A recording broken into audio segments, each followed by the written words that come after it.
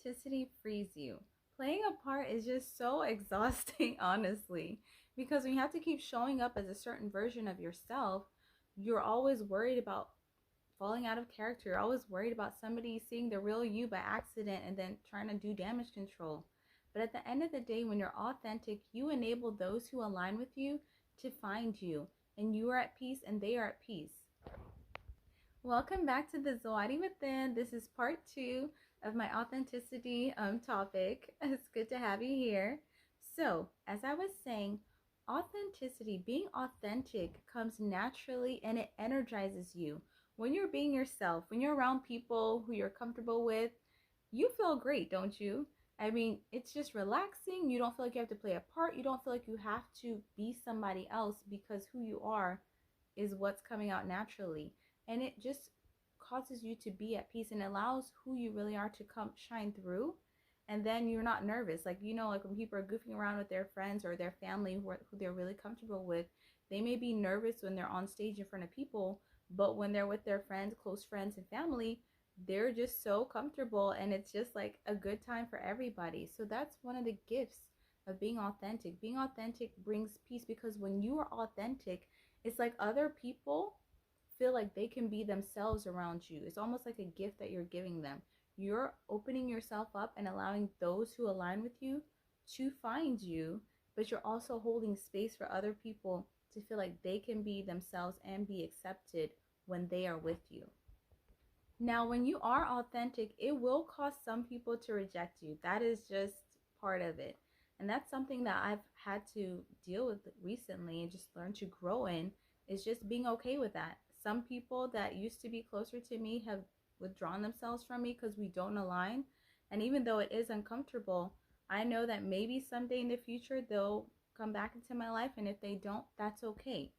But me being the real me allows those who are aligned with me, who are focused on growing and increasing their improving their self-development, being the best versions of themselves, to find me.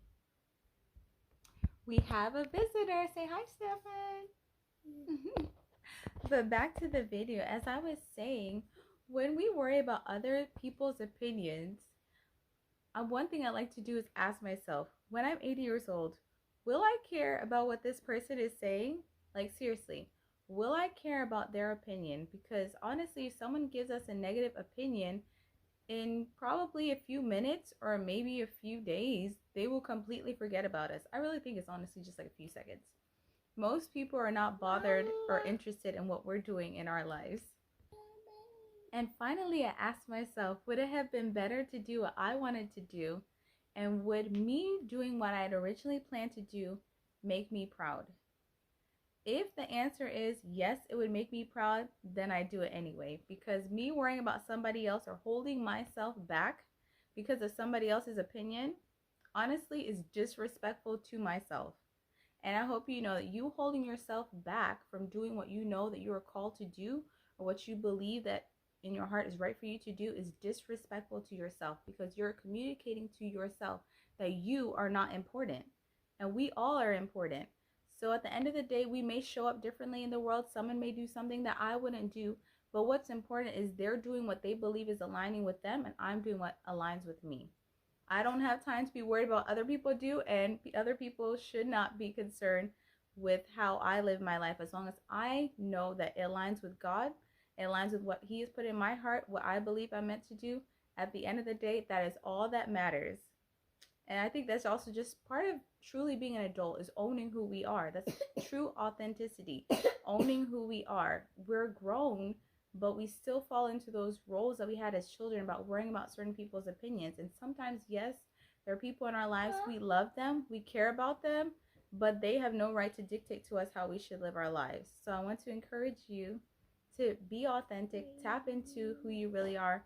Journaling is a really good way for me and a lot of other people to really see what's going on in your mind, what's going on in your heart, and to just see on paper what your limiting beliefs are, so that you can start rewriting them and with the truth.